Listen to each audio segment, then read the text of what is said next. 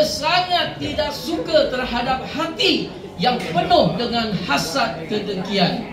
Tidak ada angkara lain daripada angkara penyakit hasad dengki, hati yang busuk terhadap sesama umat Islam sehingga membawa kepada perpecahan sesama umat Islam.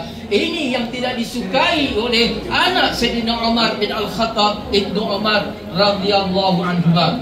Dan yang kedua, saya ingin memetik kata-kata Pak Kiai Ma'mun Zubair, ya, seorang ulama daripada Indonesia, di mana beliau mengatakan tidak mengapa, dalam bahasa dia, enggak apa-apa, ya, enggak apa-apa mengamalkan amalan sesuai kemampuan kamu ketimbang kuat beramal tapi hatinya busuk, ya, kata Pak Kiai Ma'mun Zubair, ya.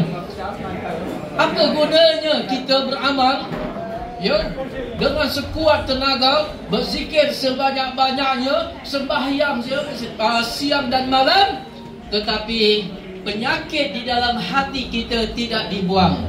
Hati kita penuh dengan kotor, hati kita penuh dengan perasaan hasad dengki sesama umat Islam.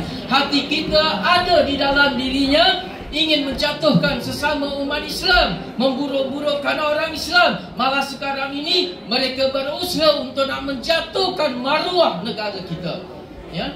Apa gunanya, kata Pak Kiai Ma'mun Zubair, ya, kerana itu semua la yanfa'u abadan, kata Pak Kiai, tidak memberi manfaat, ya, semuanya dengan amalan yang banyak tetapi tidak dibuang penyakit di dalam hati kita. Sebab itu sahabat-sahabat sekalian, fadilat yang paling besar di dalam ibadah puasa ini, apabila Allah Subhanahu wa taala sekat mulut dan lidah kita daripada makan dan minum, dia punya manfaatnya, dia punya faedahnya ialah supaya orang-orang yang berpuasa, orang-orang Islam, orang-orang beriman semuanya menjaga lidah dan mulut mereka, jangan sampai membuat perkara-perkara yang dilarang oleh Allah Subhanahu wa taala.